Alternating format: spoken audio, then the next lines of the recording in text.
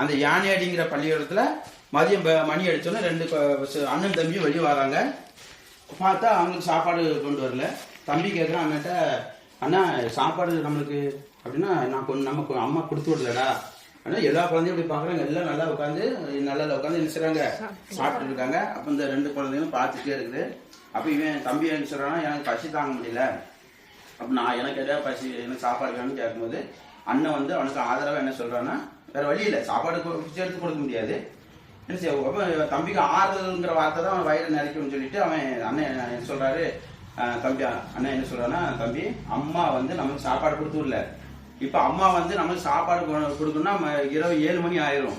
பகல்ல அம்மா வந்து ஒவ்வொரு வீடா போய் துணி துவச்சு பாத்திரங்கள் விலைக்கு அதுல கிடைக்கிற வருமானத்துலதான் அரிசி வாங்கிட்டு வந்து நம்மளுக்கு சின்ன மாலையில சாப்பாடு ஆக்கி கொடுக்கணும்.